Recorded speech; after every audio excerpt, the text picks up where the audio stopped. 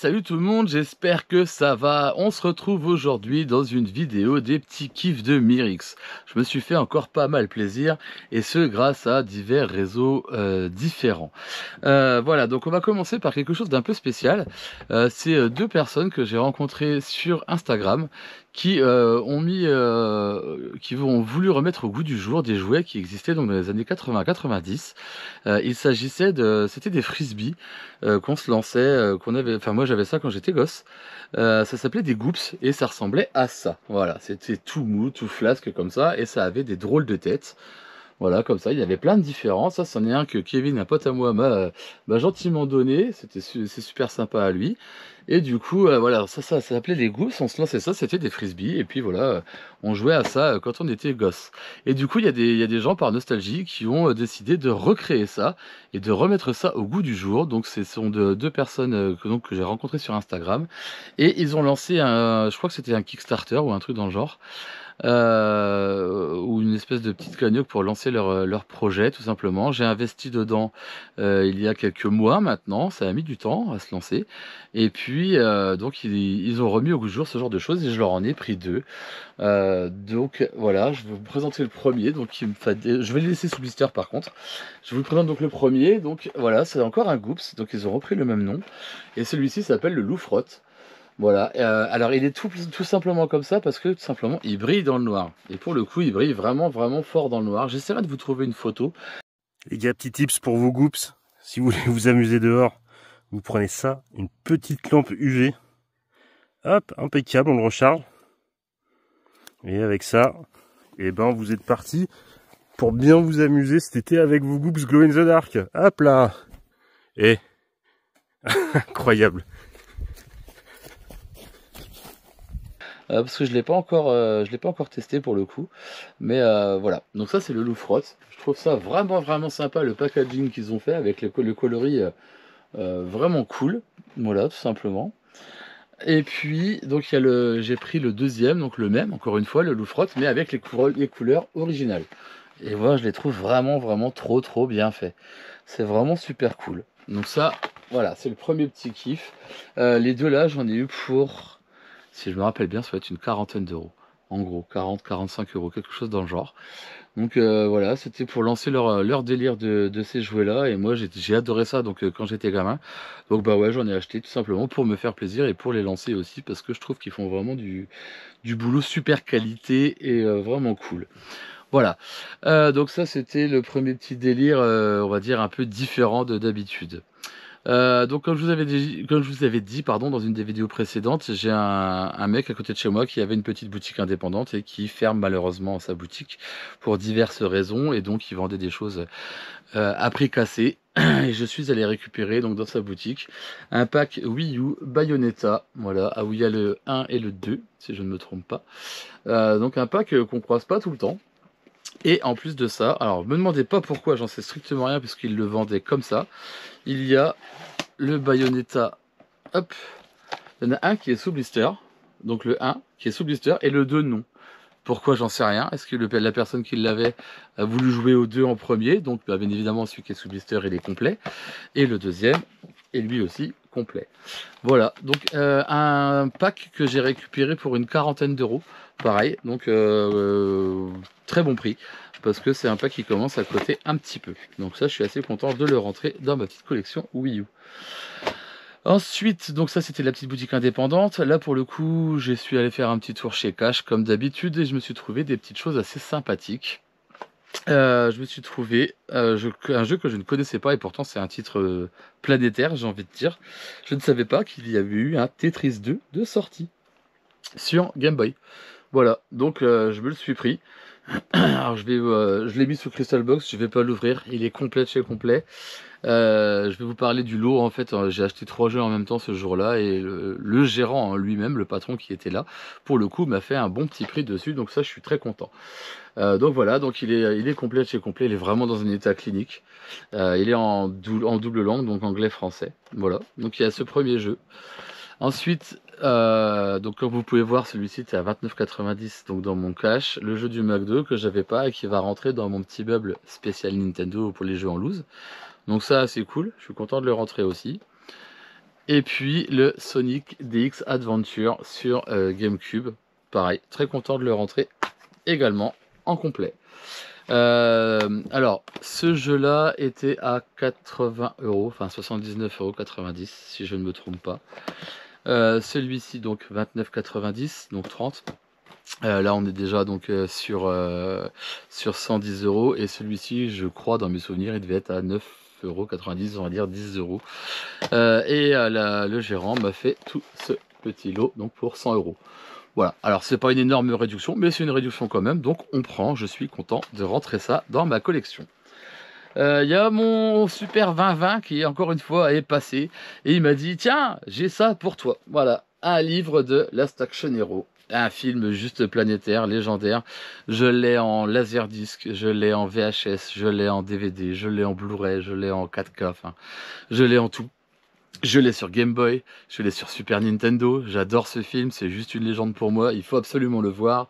Et du coup, mon Vavin me l'a offert en livre, donc ça, super cool, super content. Et surtout, d'après ce qu'il m'avait montré quand il me l'a offert, il faut savoir que cet ouvrage a été réalisé et terminé en août 1993. Donc le livre est d'époque et en super état. Merci 2020, super content de rentrer ça et il va finir avec tous mes petits livres de collection. Sur quoi on va partir? On va partir, de toute façon c'est plus compliqué, maintenant il reste plus que du Vinted. Donc du Vinted, j'ai vendu énormément de cartes Pokémon récemment. J'ai ouvert pas mal de boosters.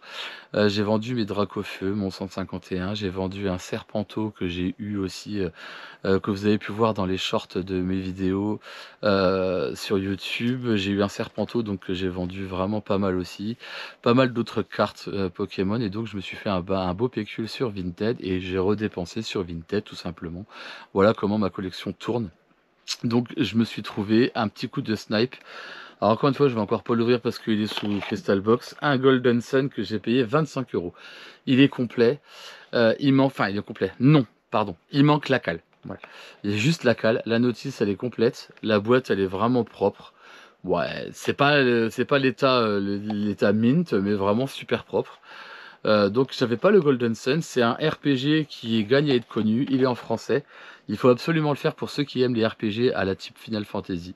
On est dans le même esprit clairement et c'est un jeu que je recommande énormément. Golden Sun, voilà, donc ça j'ai payé ça 25 €. Là on va passer dans du un petit peu plus lourd, pareil sur Vinted, un jeu que j'ai voulu faire, je l'ai jamais fait. Je me le suis trouvé à très très bon prix puisque là on est sur un jeu qui en loose vaut entre 60 et 90 €.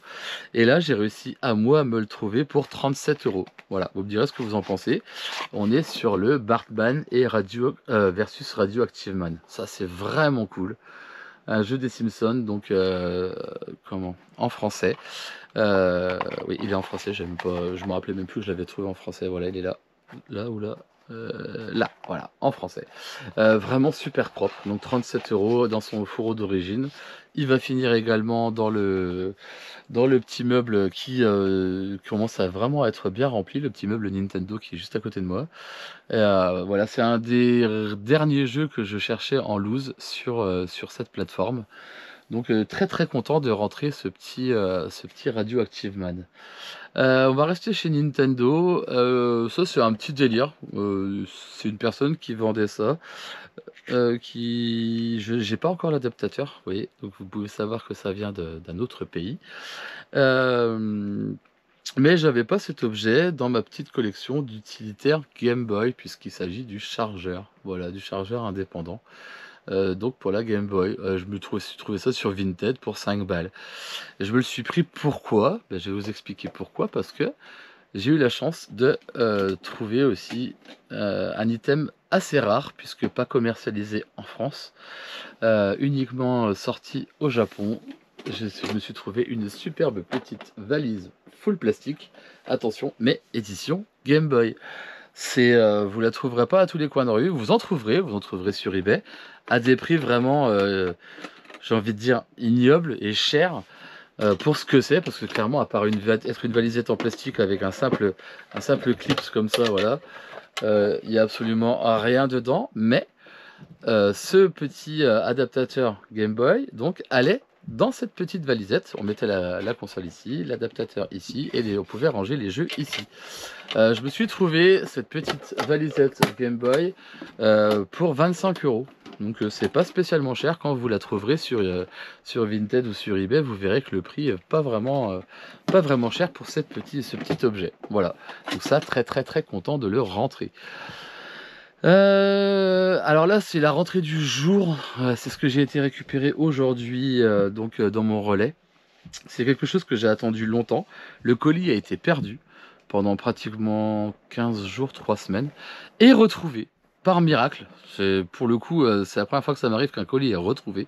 J'ai eu vraiment beaucoup de chance parce qu'en plus, ce sont des trucs qu'on croise vraiment pas souvent et qui sont surtout très vieux puisque 1988, uniquement sorti aux États-Unis. Vous allez comprendre pourquoi. Ce sont des gobelets, voilà, de chez McDonald's. Donc de 1998, et je me les suis pris pourquoi. Alors déjà, il faut voir la taille. Je pense qu'on n'est pas loin des 50. Ah non, à mon avis, on est peut-être même pas loin des 70 centilitres, je pense. Je me les suis pris pourquoi? Parce que, voilà, tout simplement, ils font partie de l'univers de Roger Rabbit, qui sont sortis quand le film est sorti. Le partenariat McDonald's et Roger Rabbit. Donc ça, très très très content, celui-ci, donc avec Jessica, Eddie Valiant et Roger. Il y a celui-ci. Il y a également le juge de mort avec la fouine et Roger, encore une fois, donc pareil, 1988. Et puis, il y a la voiture, je me rappelle plus du nom, c'est pas Benny, je crois que c'est Benny la voiture. Eddie Valiant, Roger et Jessica, encore une fois. Voilà, donc 3 gobelets du McDo de 1988. Je devrais pas dire 3, mais 4. Et celui-ci, je vais l'offrir à Jacob. Parce qu'il kiffe aussi cet univers de Roger Rabbit. Et ce petit gobelet fera très très bien dans sa petite collection. Ces 3 gobelets-là que j'ai payé 13 €. C'est vraiment pas cher non plus. Sur Vinted. Et puis, donc du coup, ça ira dans mon petit côté coin rétro années 80. Voilà. Et après, bah, le gros kiff du bois, entre guillemets, si on peut dire. Un jeu que j'ai poncé sur Game Boy énormément. Un des derniers hits PlayStation que je cherchais, PlayStation 1 que je cherche. Il doit m'en manquer 4 dans ma liste que moi je voulais me recréer. Aussi bien ce sont donc mes jeux PlayStation 1 sont des jeux que j'ai joué moi étant gamin ou que j'aurais aimé jouer. C'est pour ça que j'en ai pas énormément. Je dois avoir à peine une 50aine de titres et encore je suis même pas sûr.